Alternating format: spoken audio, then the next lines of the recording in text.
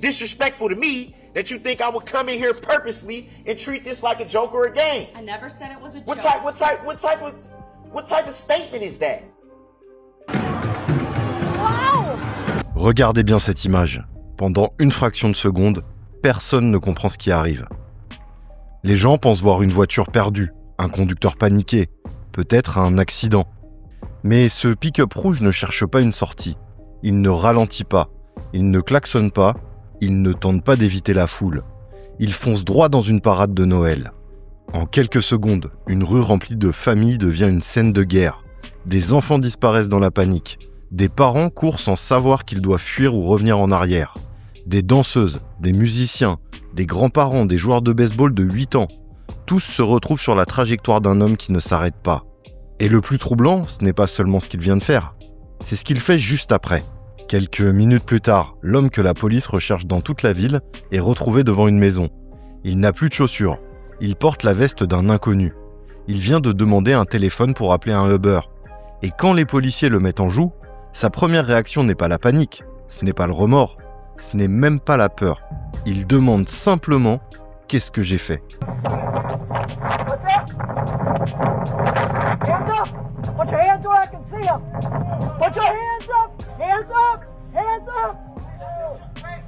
Get on the ground! Get on the ground! Do it now! Hey! Take one of the hospitals for a plan here. What did I do? Lay on your stomach! What did I do? Robert? Ce jour-là, 6 personnes vont mourir. Plus de 60 autres seront blessés. Et pourtant, l'attaque de la parade de Waukesha n'est que la première moitié de cette affaire. Parce qu'après le massacre, il y aura le procès. Et ce procès deviendra l'un des spectacles judiciaires les plus absurdes, les plus choquants et les plus insultants de l'histoire de la justice américaine récente. Darrell Brooks va virer ses avocats, il va se représenter lui-même, il va interroger des survivants et des témoins qu'il a lui-même traumatisés. Il va interrompre la juge des centaines de fois. Il va construire un mur avec des cartons dans la salle d'audience. Et il va tenter de convaincre 12 jurés que les lois ne s'appliquent pas vraiment à lui. Mais pour comprendre comment on en arrive là, il faut revenir au début, pas au procès, pas même à l'arrestation. Il faut revenir au dimanche 21 novembre 2021, dans une petite ville du Wisconsin, au moment précis où une parade de Noël bascule dans l'horreur. Mon nom est SH, et aujourd'hui on va parler de l'attaque de la parade de Waukesha. Maintenant, entrons dans le vif du sujet.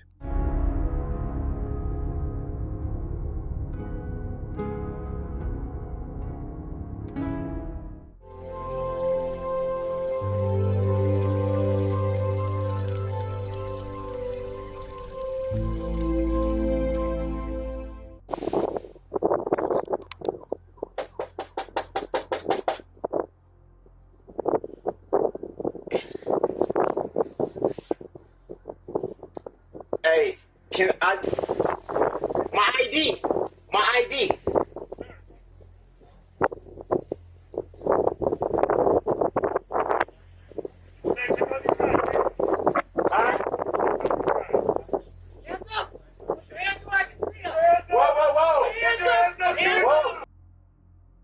Le dimanche 21 novembre 2021, Waukesha n'attendait pas un drame. Waukesha est une ville du Wisconsin, à l'ouest de Milwaukee. Ce n'est pas New York, ce n'est pas Los Angeles. Ce n'est pas une ville où les habitants sortent dans la rue en imaginant qu'ils vont se retrouver au cœur d'une affaire nationale. C'est une ville familiale, composée d'écoles, de petites entreprises, de clubs de sport et de fanfares locales. Et ce jour-là, c'est exactement ce que la ville voulait célébrer. La parade annuelle de Noël était une tradition. En 2021, c'était la 58e édition. L'année précédente, comme beaucoup d'événements publics, la parade avait été annulée à cause de la pandémie. Donc ce retour avait une valeur particulière. Pour beaucoup d'habitants, ce n'était pas seulement une animation de fin d'année. C'était le retour d'un rituel. C'était le moment où les enfants sortent les bonnets, où les grands-parents viennent avec leurs chaises pliantes, où les parents filment tout avec leur téléphone, parce que leur petite fille chérie danse dans le cortège ou parce que leur fils joue de la trompette dans la fanfare. D'ailleurs, le thème de cette année-là était presque ironique quand on connaît la suite. Comfort and joy. Confort et joie. 2 mots simples, 2 mots que l'on associe à Noël, à la famille, à la chaleur, à quelque chose de rassurant. Le parcours était lui aussi classique.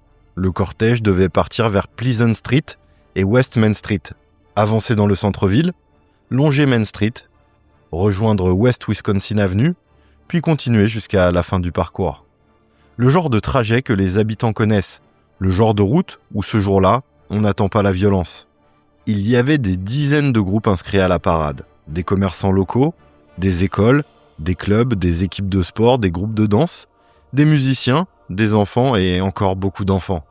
Les rues étaient fermées, des barricades étaient installées, la police gérait la circulation.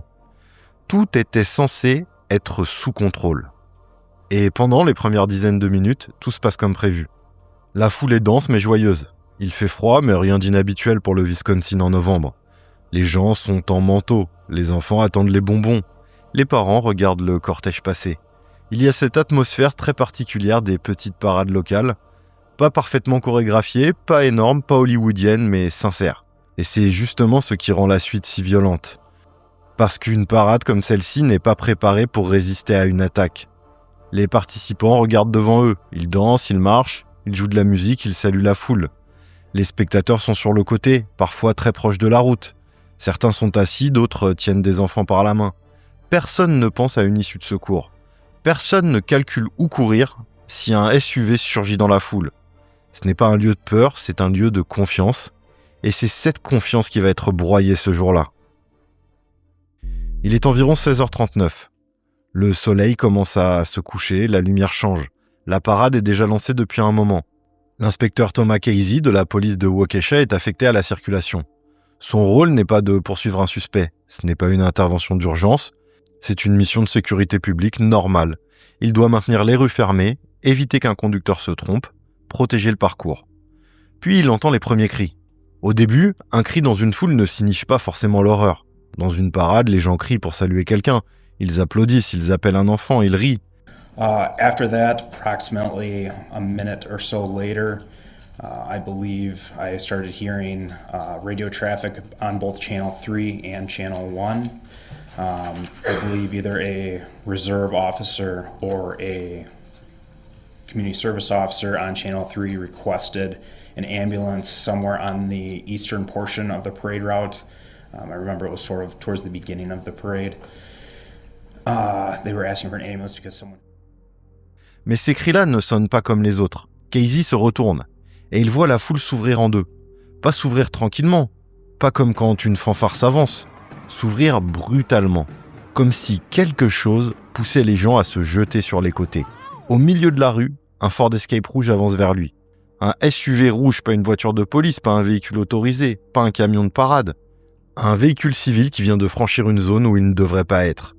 Casey comprend immédiatement qu'il doit l'arrêter. Il crie, il ordonne au conducteur de stopper. Il se place devant le véhicule. Il essaie d'utiliser son corps comme une barrière. Ce moment est presque impossible à imaginer.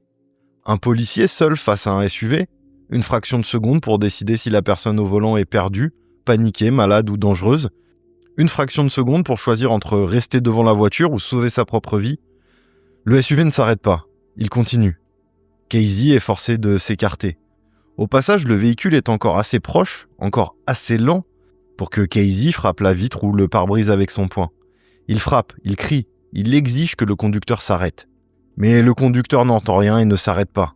Et à partir de cet instant, ce n'est plus une confusion. Ce n'est plus une erreur, ce n'est plus une voiture égarée. Le Ford pick-up rouge vient de passer le dernier avertissement humain avant la catastrophe. Casey prend sa radio, il appelle à l'aide. Mais l'attaque a déjà commencé. Le SUV entre dans la zone la plus dense. Ce qui va suivre dure quelques minutes. Mais pour ceux qui étaient là, ces minutes vont devenir une coupure nette dans leur vie. Il y aura avant Waukesha et après Waukesha. Quand le SUV atteint la parade, il ne percute pas un obstacle et ne s'immobilise pas. Il continue. C'est ça qui glace le sang dans cette affaire. Un accident, même terrible, a souvent un point d'arrêt. Un choc, un freinage, une tentative de contrôle. Un conducteur qui descend, qui panique, qui crie, qui appelle à l'aide. Ici, non, le véhicule avance, puis il accélère. Il frappe un groupe, puis un autre encore. Les témoins décriront un parcours où le conducteur semblait éviter les véhicules mais pas les personnes. Comme si la voiture cherchait à continuer sa route en utilisant la foule comme un passage. Et sur cette route, il y a les Milwaukee Dancing Grannies. November 21st, 2021, 4 p.m. The Waukesha Christmas Parade kicked off. It started here at East Main and White Rock. Parade goers lined the route. The dancing grannies, marching bands, and others walked along the parade as they were cheered on. But about 30 minutes after the parade started, calls started to come in about something happening. Il y a les Milwaukee Dancing Grannies, un groupe de danse composé de grand-mères connues dans la région, des femmes qui participaient à des parades avec des pompons, de la musique, des sourires. Pas des professionnels du spectacle, pas des célébrités, des habitantes, des mères, des grand-mères qui avaient trouvé dans ce groupe une façon de rester active, visible, joyeuse. Le SUV les fauche, puis il continue vers d'autres groupes. La fanfare, des jeunes, des adultes, des bénévoles, des enfants, des participants du club de baseball, des employés d'une banque locale. La scène devient incompréhensible. Des gens tombent, des instruments de musique se dispersent sur la route, des chaises se renversent, des parents cherchent leurs enfants, des enfants cherchent leurs parents. Et dans les vidéos, ce qui frappe, ce n'est pas seulement le bruit, c'est la vitesse avec laquelle la réalité change. À une seconde, on filme une parade. La seconde suivante, on filme un drame humain. Les gens ne savent pas encore s'il y a un tireur, ils ne savent pas si la voiture va revenir, ils ne savent pas combien de personnes sont blessées. Ils savent seulement que quelque chose d'impensable et de très grave vient d'arriver. Les premiers appels arrivent aux urgences. Mais même les appels ne peuvent pas tout expliquer. Less than a minute later, Maroon Ford Escapes is blue by White Rock at Hartwell heading into the parade route. I escaped last mail. I couldn't stop it. He's going westbound, blowing his horn. Main and Barstow, Main and Gaspar. We have multiple casualties. Mayor Gaspar, we need multiple 1052s. The code for ambulances. Comment décrire une parade transformée en scène de crime ? Comment expliquer qu'il y a des victimes sur plusieurs blocs de rue ? Comment dire à un standardiste que ce n'est pas un accident unique mais une succession d'impacts ? Rapidement, les secours comprennent qu'il ne s'agit pas d'une intervention normale. C'est un incident avec des pertes massives. Cela veut dire que le nombre de victimes dépasse la capacité habituelle d'intervention. Cela veut dire que chaque minute compte, mais qu'il faut aussi trier. Qui respire ? Qui saigne ? Qui peut attendre ? Qui doit partir maintenant ? Ce genre de tri est l'une des choses les plus dures pour les secours. Parce que derrière le mot priorité, il y a une réalité brutale. On ne peut pas aider tout le monde en même temps. La police arrive, les pompiers arrivent, les ambulances arrivent. Des agents du FBI qui se trouvaient dans la zone sont mobilisés. Des civils tentent d'aider. Des infirmières présentes dans la parade appellent leurs collègues à l'hôpital. Les hôpitaux de la région sont prévenus. Préparez-vous, les victimes arrivent. Et elles arrivent vite. Le ProHealth Waukesha Memorial Hospital est à un peu plus d'1 kilomètre des lieux du drame. Des centaines de personnes sont transportées en ambulance. D'autres sont amenées par des voitures privées. Dans ce type de chaos, les protocoles parfaits n'existent plus. Les gens prennent les blessés et roulent vers l'endroit le plus proche où quelqu'un pourra les sauver. Dans les heures qui suivent, les blocs opératoires se remplissent. Des enfants sont en état d'urgence absolue. Des adultes aussi. Des familles attendent dans des couloirs sans savoir si le verdict qu'elles vont entendre sera un soulagement ou une condamnation. Au début, le bilan annonce 5 morts. 5 personnes tuées dans ce qui devait être une parade de Noël. Mais la ville va très vite apprendre que le bilan va encore s'alourdir. Dans les grandes affaires criminelles, il y a un danger. Le danger, c'est de réduire les victimes à un chiffre. 6 morts, 62 blessés, 76 chefs d'accusation, 6 peines de perpétuité. Les chiffres sont nécessaires, ils donnent l'ampleur. Mais ils ne racontent pas les vies. Et dans cette affaire, les vies comptent. La première victime dont il faut parler est Virginia Sorenson. On l'appelait Ginny. Elle avait 79 ans, elle faisait partie des Milwaukee Dancing Grannies. Ginny n'était pas simplement une participante ce jour-là. Elle était l'une de ces personnes qui donnent une âme à un groupe. Elle avait l'énergie de celles qui refusent de disparaître avec l'âge, qui continuent à sortir, à bouger, à danser, à être vues. Ce jour-là, elle portait la bannière du groupe. Cette image est importante. Porter une bannière dans une parade, c'est ouvrir un petit monde. C'est dire au public « Voici qui nous sommes. Voici notre groupe et voici pourquoi nous sommes là. » Et c'est dans ce rôle-là que Ginny se trouvait quand le SUV est arrivé. Il y avait aussi Leanna Owen, 71 ans, elle aussi membre des Dancing Grannies. Leanna était une ancienne gardienne d'immeuble, une femme connue pour son implication, pour sa présence, pour cette manière qu'ont certaines personnes de devenir un repère pour leur entourage. Il y avait également Tamara Durand, 52 ans. Tamara participait à sa première parade avec les Dancing Grannies. Sa première. Il y a quelque chose de particulièrement cruel dans ce détail. Parce que pour elle, ce jour-là, ce ne devait pas être une routine, ce n'était pas une parade parmi d'autres. C'était le début d'un nouveau chapitre, une première apparition, un moment qu'elle attendait avec excitation. Elle avait rejoint un groupe qui dansait pour transmettre de la joie. Et son premier défilé sera le dernier. La 4e victime, elle s'appelait Willem Ospel. Il avait 81 ans. On l'appelait Bill. Il n'était pas une dancing granny, mais il était lié au groupe par sa femme, Lola, qui dansait avec elle. Bill était là comme beaucoup de conjoints le sont dans ce genre de moment. Il accompagnait, il aidait, il regardait.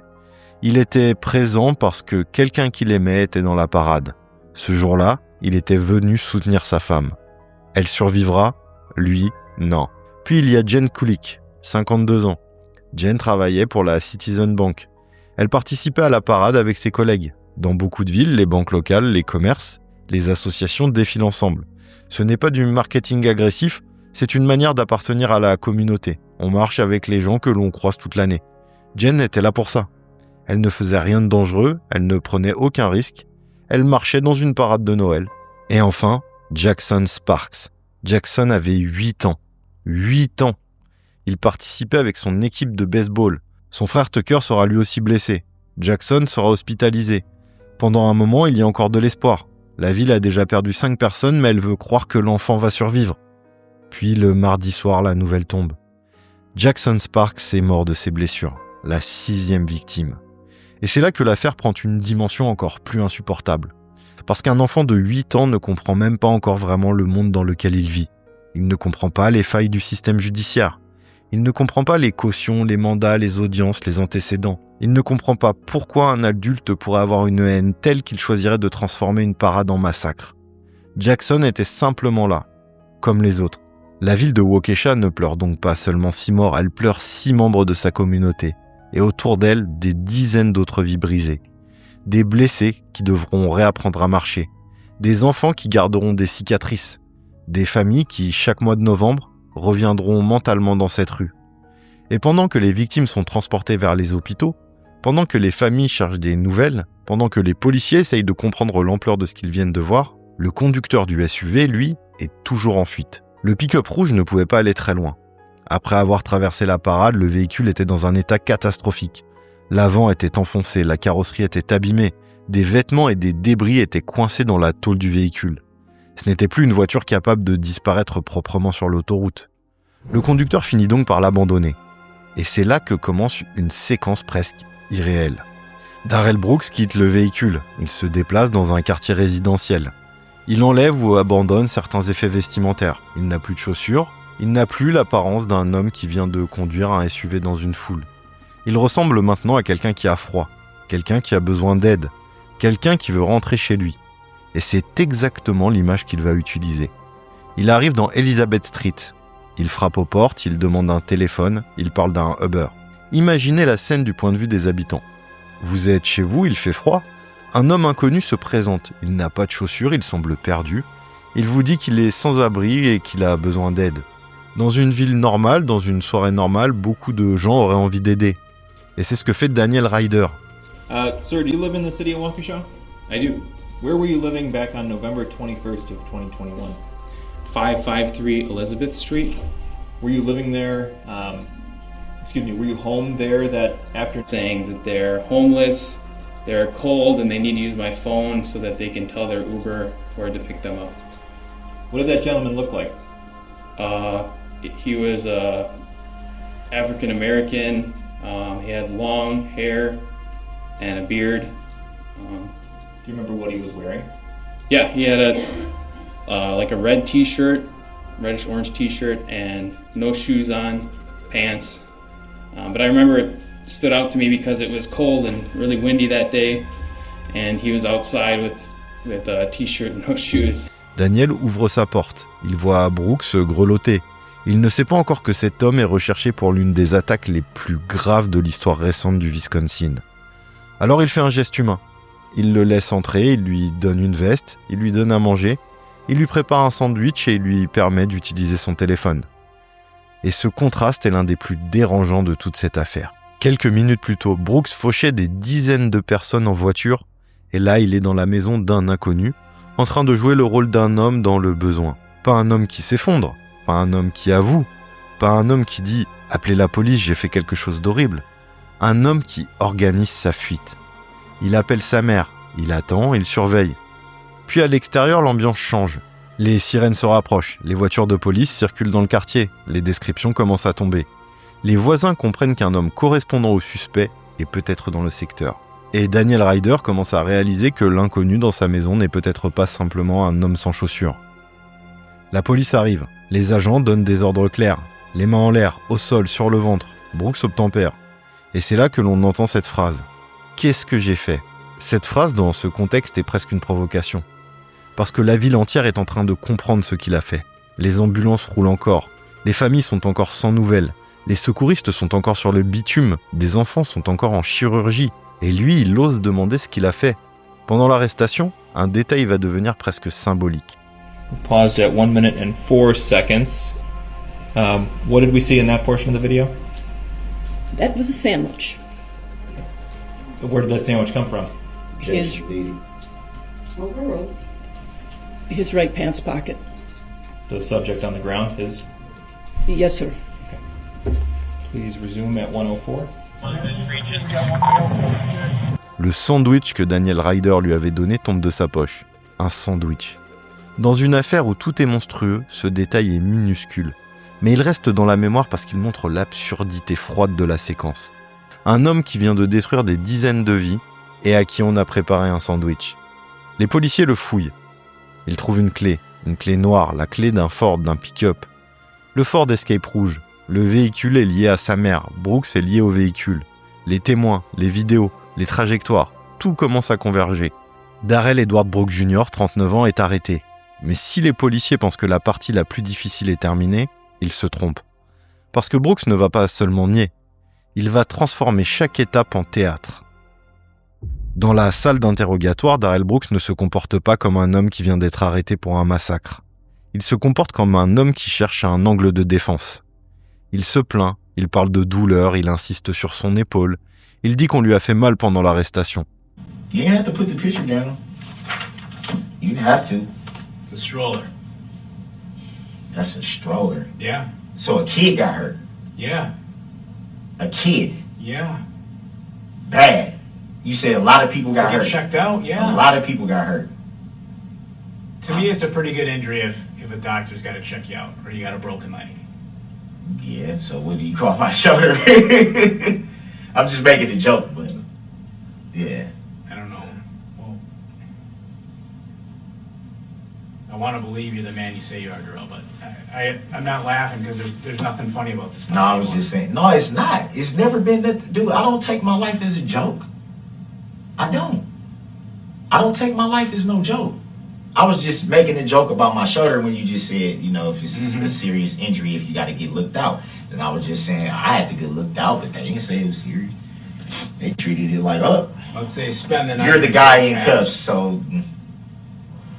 Well, you said that part, not me. No, I'm just saying that's how they, not how you acted, that's how they were acting. It's like, oh, well, there's nothing broken. Well, why do I keep having this thriving, burning pain if there's nothing wrong? Where were you going, Darrell? Help us understand something. Il dit qu'on lui a fait mal pendant l'arrestation. Le problème pour lui, c'est que la vidéo de l'arrestation montre une scène beaucoup plus calme que ce qu'il décrit. Les agents lui ont donné les ordres, il s'est couché, il a été menotté. Mais dans son récit à lui, il devient presque la victime centrale de cette affaire. Son épaule, son genou, sa douleur. Il a froid. Tout tourne autour de lui. Pas besoin d'un détecteur de mensonges pour comprendre une chose. Brooks ne veut pas parler de la parade. Les policiers le savent, alors ils essayent de l'amener prudemment sur le sujet. Ils ne lui disent pas tout de suite qu'ils savent qu'il a foncé dans la foule. Ils commencent par un autre sujet, la dispute domestique, son ex-petite amie, les événements qui ont précédé l'attaque. Parce que Brooks ne sort pas de nulle part ce jour-là. Avant d'arriver dans la parade, il y a une altercation, une dispute, une fuite. Un homme déjà en colère et complètement fou. Les enquêteurs veulent comprendre la séquence, mais Brooks esquive. Quand on lui demande comment il est arrivé dans le quartier, il donne des réponses floues. Quand on lui parle de voiture, il évite de répondre. Quand on lui parle de la clé, il conteste. La clé n'était pas dans sa poche, elle était par terre. Il ne sait pas, ce n'est pas lui, il ne conduisait pas. Dans ce genre d'interrogatoire, les mensonges ne sont pas toujours sophistiqués. Parfois, ils sont simplement répétitifs. Le suspect ne construit pas une alternative crédible, il refuse juste la réalité. Les enquêteurs essayent de le ramener aux faits. Le pick-up rouge, la clé, sa mère, la parade, les vidéos, les blessés. Et à mesure que l'entretien avance, Brooks laisse apparaître une obsession. Savoir ce qu'il risque. Pas qui est mort, pas combien d'enfants sont à l'hôpital, pas ce qu'il peut faire pour aider. Ce qu'il risque lui. Quand les policiers lui disent que des gens ont été blessés, il cherche à mesurer les charges. Quand on lui parle des conséquences, il revient à sa douleur personnelle. Quand l'enquêteur essaie de lui laisser une porte ouverte, il la refuse. Il ne donne pas de vraies explications.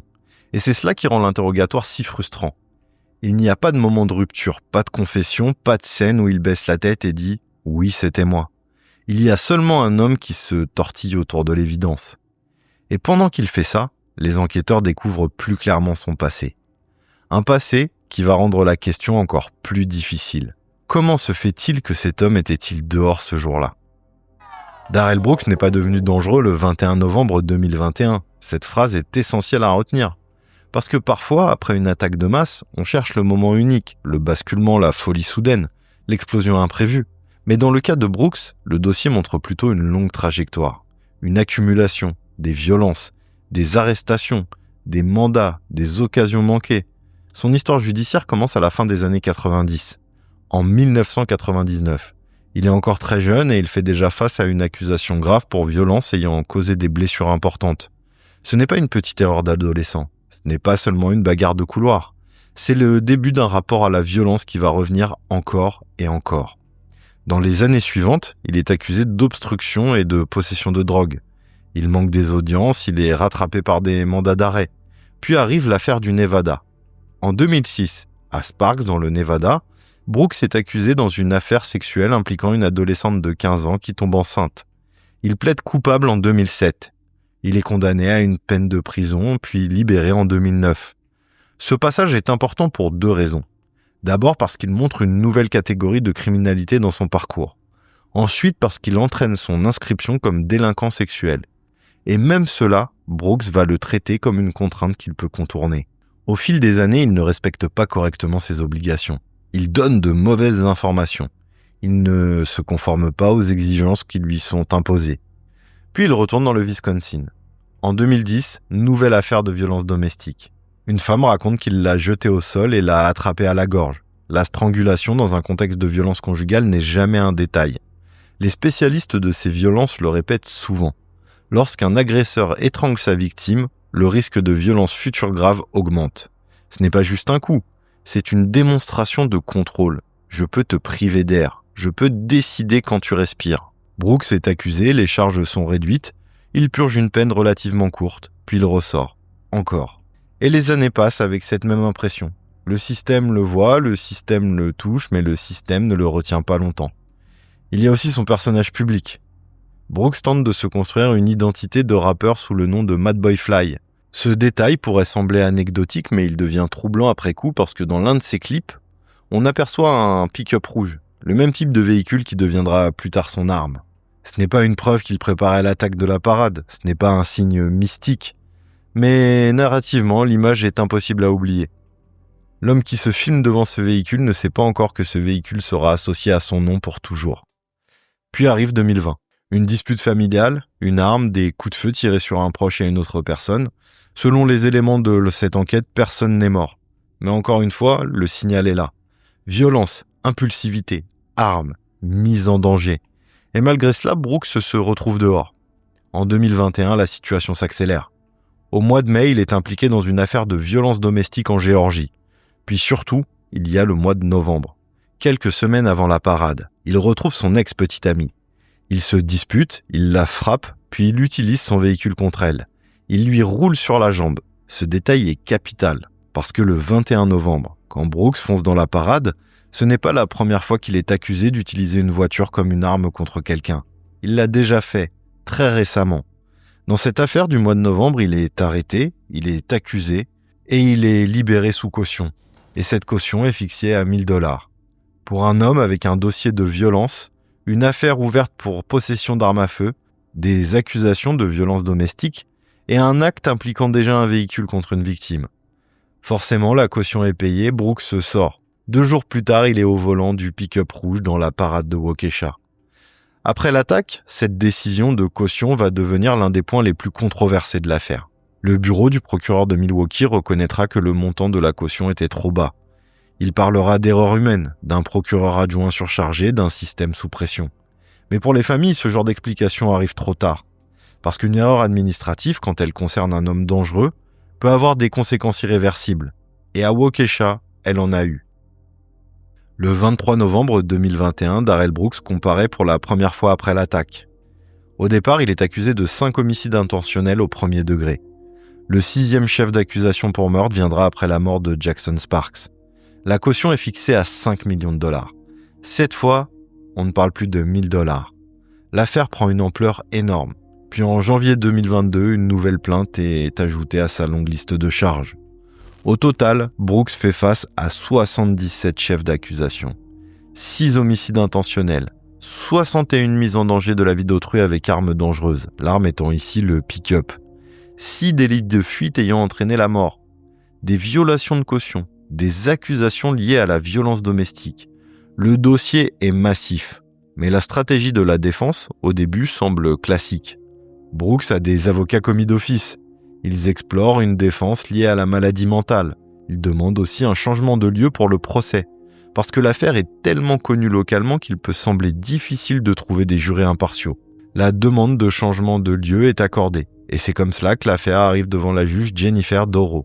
Mais le changement de lieu, lui, ne sauvera pas Brooks, croyez-moi. Puis les évaluations psychiatriques arrivent, et elles ne vont pas dans le sens qu'ils espèrent. Les experts ne concluent pas qu'il est incapable d'être jugé. Ils ne lui offrent pas la sortie qu'il semblait chercher. La défense sur la maladie mentale est retirée. À partir de là, Brooks fait ce que beaucoup d'accusés difficiles font quand ils comprennent que leurs avocats ne vont pas produire de miracle. Il décide que le problème, ce sont les avocats. Il demande à se représenter lui-même. Pour beaucoup de gens, cela semble absurde. Comment un homme sans formation juridique pourrait-il se défendre dans une affaire de 76 ou 77 chefs d'accusation avec des dizaines de témoins, des vidéos, des experts, des procédures, des règles de preuve et 6 homicides au centre du dossier.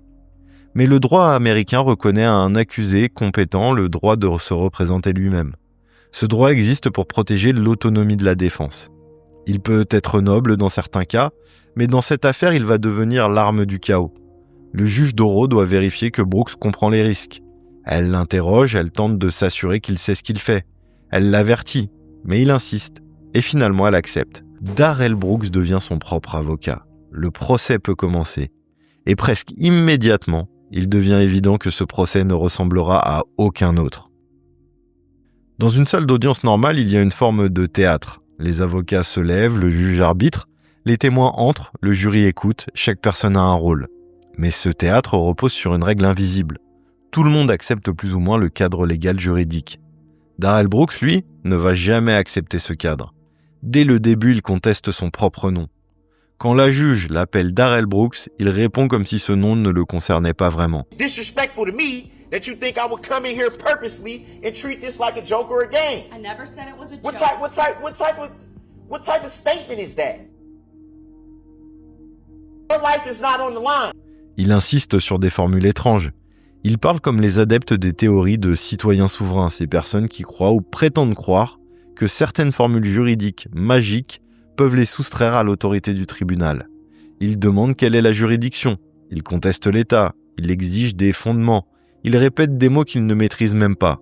Et surtout, il interrompt. Encore et encore et encore.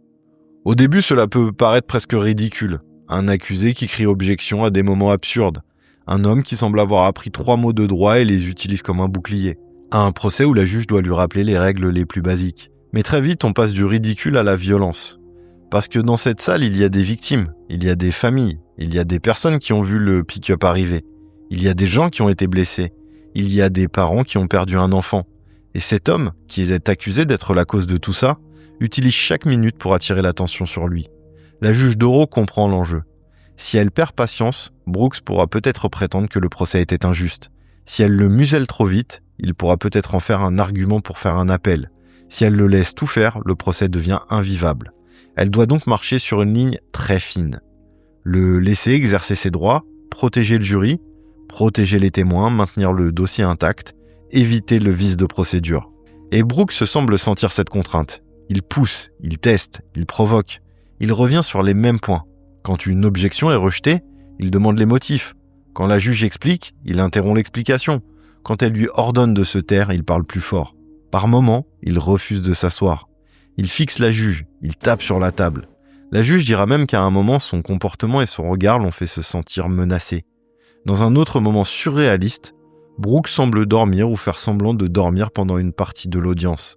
Le procès doit s'arrêter pour vérifier qu'il est capable de continuer. Encore du temps perdu, encore une interruption, encore une scène dont le centre devient Darrell Brooks et non les victimes. Et puis il y a les contre-interrogatoires. C'est peut-être la partie la plus dure à accepter. Parce qu'en se représentant lui-même, Brooks obtient le droit de poser des questions aux témoins. Cela veut dire que des personnes qui ont vécu l'attaque doivent répondre aux questions de l'homme accusé de les avoir attaqués. Des policiers, des témoins, des survivants. Il leur pose parfois des questions étranges, parfois des questions inutiles, parfois des questions qui semblent n'avoir pour autre but que de ralentir, de déstabiliser ou de donner l'illusion qu'il contrôle la salle. Mais pendant ce temps, l'accusation avance, et ça, il ne peut pas l'empêcher. Face à Brooks, l'État du Wisconsin présente un dossier énorme. Des vidéos, des témoignages, des policiers, des experts, des éléments matériels, le véhicule, la clé, la trajectoire, les victimes, les blessures, la fuite, l'arrestation. La thèse de l'accusation est claire. Darrell Brooks a intentionnellement conduit son SUV dans la parade. Pas par accident, pas parce qu'il ne voulait pas freiner, pas parce qu'il était perdu. Il a continué malgré les cris, il a continué malgré les impacts, il a continué malgré les corps. Les vidéos sont dévastatrices. Elles montrent le véhicule, elles montrent la vitesse, elles montrent la trajectoire, elles montrent l'absence de tentative de s'arrêter. Et dans un procès, les images ont une force particulière. Un avocat peut argumenter, un accusé peut nier, un témoin peut être contredit, mais une vidéo, quand elle est claire, impose un poids presque physique. Le jury voit ce qui s'est passé et Brooks le sait. See my kids again, my relationship is gone from me, and it's like, what is it to look at? And what my life is for me to look at my life end? That's you, Darrell. Is it looking at my life ending? These are the same photo. I'm just telling you that. Okay? I think it's important you see these. It's important for me to see my life end. It is important for you to see them. For my life to end. Are we gonna keep going round and round about this, or is there something you want to tell me? Nothing's gonna help me at this point. Everybody knows what was going on from that y'all knew last night while I was getting investigated, while I was, you know what I'm saying? Alors sa stratégie de défense ne consiste pas vraiment à proposer une autre version. Il ne va pas raconter que c'était un conducteur mystère. Il ne cherche pas une explication mécanique en disant que ses freins ont lâché. Il ne construit pas un scénario cohérent où il serait victime d'une erreur. Il brouille les pistes, il conteste les mots, il conteste les noms, il conteste les procédures, il conteste la légitimité. Mais il ne peut pas effacer les images. Il ne peut pas effacer le détective Cazet qu'il a vu. Il ne peut pas effacer le SUV, il ne peut pas effacer la clé, il ne peut pas effacer Daniel Ryder. Et il ne peut pas faire oublier les victimes. Au fil des jours, la salle d'audience devient donc un paradoxe. D'un côté, un dossier factuel qui avance froidement, de l'autre, un accusé qui transforme chaque minute en conflit. Et la juge Doro finit par utiliser une solution exceptionnelle, mais nécessaire. Quand Brooks devient trop perturbateur, il est placé dans une salle adjacente. Il peut suivre le procès sur un écran. Il a un micro, mais ce micro peut être coupé s'il l'utilise pour interrompre l'audience. Dans cette salle, Brooks va encore trouver une manière de faire parler de lui. Il empile des boîtes, il construit une sorte de mur de carton, il tente de cacher son visage à la caméra. La scène est absurde, mais elle résume parfaitement son rapport au procès. S'il ne peut pas contrôler la salle, il va contrôler l'image. S'il ne peut pas dominer la juge, il va perturber le cadre. S'il ne peut pas gagner sur les faits, il va essayer de gagner sur l'usure. Mais le procès continue, témoin après témoin, vidéo après vidéo, chef d'accusation après chef d'accusation. Et plus le dossier avance, plus, la seule vraie question devient combien de temps le jury aura-t-il besoin pour transformer l'évidence en verdict ? Arrive le moment des plaidoiries finales. Pour un avocat, c'est une étape cruciale. C'est le moment de prendre toutes les pièces du dossier et de les assembler dans l'esprit du jury. C'est le moment de dire « voici ce que vous avez vu, voici ce que cela prouve, voici pourquoi la loi impose ce verdict ». L'accusation le fait. Elle revient aux faits, elle revient aux victimes, et elle revient sur le choix de Brooks de continuer son périple meurtrier. Brooks, lui, choisit une autre méthode. Il tente de parler au jury comme s'il pouvait contourner la loi elle-même. Il évoque l'idée de nullification du jury. En simplifiant, la nullification, c'est lorsqu'un jury décide d'acquitter quelqu'un malgré les preuves, parce qu'il refuse d'appliquer la loi dans un cas donné. Disrespectful to me that you think I would come in here purposely and treat this like a joke or a game. I never said it was a joke. What type of statement is that? Your life is not on the line. Mais dans une salle d'audience, on ne laisse pas un accusé demander tranquillement au juré d'ignorer la loi. La juge intervient, l'accusation objecte, mais le fait qu'il essaie montre sa logique.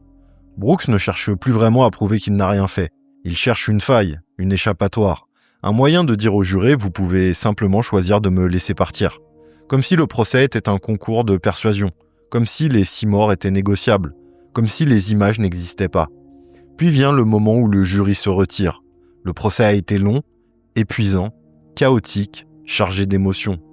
Mais la délibération, elle, ne dure pas longtemps, un peu plus de 3 heures. 3 heures pour une affaire qui a occupé des semaines d'audience. 3 heures pour répondre à 76 chefs d'accusation. Quand les jurés reviennent, l'issue est claire. Le 26 octobre 2022, le verdict tombe. We, the jury, find the defendant, Daryl E. Brooks, guilty of first-degree intentional homicide as charged in count 1 of the information, dated this 26th day of October 2022, signed by the foreperson, juror number 11. If you find the defendant guilty of first-degree intentional homicide, answer the following question, yes or no. Did the defendant commit first-degree intentional homicide while using a dangerous weapon? Answer, yes. We, the jury, find the defendant, Daryl E. Brooks, guilty of first-degree intentional homicide as charged in count 2 of the information.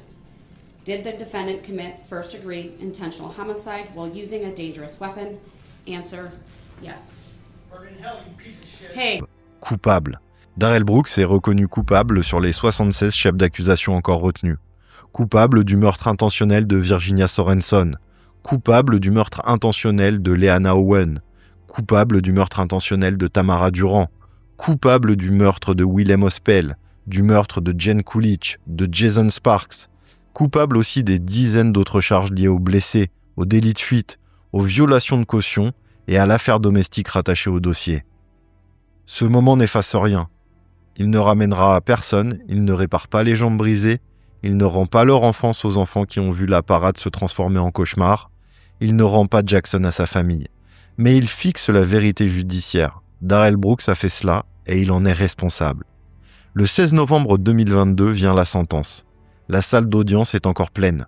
Brooks parle longtemps, très longtemps, comme il l'a fait pendant tout le procès. Il occupe l'espace, il parle de lui, de sa vie, de sa perception, de ce qu'il veut que les autres voient. Mais la juge Doro, cette fois, a le dernier mot. Elle rappelle l'ampleur du crime, elle rappelle les victimes, elle rappelle la souffrance, elle rejette l'idée que tout cela puisse être réduit à une excuse. Puis elle prononce la peine. 6 peines de prison à perpétuité, consécutives, sans possibilité de libération. Puis 762 ans et demi de prison supplémentaire. La phrase peut sembler presque symbolique.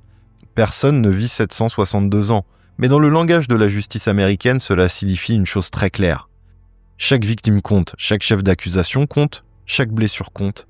Chaque vie détruite a sa propre place dans la sentence. Darrell Brooks ne sortira jamais de prison. Après la sentence, l'affaire ne se tasse pas. Pour les familles, elle ne disparaîtra jamais. Waukesha doit continuer avec une date gravée dans sa mémoire collective. Le 21 novembre 2021 n'est plus seulement le jour d'une parade. C'est le jour où la ville a perdu 6 de ses membres. C'est le jour où plus de 60 personnes ont été blessées. C'est le jour où des milliers d'habitants ont compris que même les endroits les plus tranquilles peuvent devenir des scènes de crimes massives. Mais la vie ne s'arrête pas. Des fonds sont levés pour les victimes, des familles reçoivent du soutien. Des survivants commencent une reconstruction longue, parfois invisible, et la parade finit par revenir. Pas comme avant. Rien ne redevient exactement comme avant après une attaque comme celle-là. Mais la parade revient, et ce retour a une signification. Il ne dit pas « nous avons oublié ». Il dit « nous refusons que ce soit lui qui définisse pour toujours notre ville ». Quant à Darrell Brooks, il continue après sa condamnation à occuper les tribunaux. Il dépose des demandes, il cherche à faire avancer un appel, il obtient plusieurs prolongations. Mais en janvier 2026, la Cour d'appel du Wisconsin refuse une nouvelle demande d'extension pour déposer son appel ou une motion post-condamnation. Le même homme qui avait transformé son procès en bataille permanente contre le cadre judiciaire se retrouve encore face à une limite. Cette fois, la Cour a dit non. Et c'est peut-être la fin la plus logique pour cette affaire.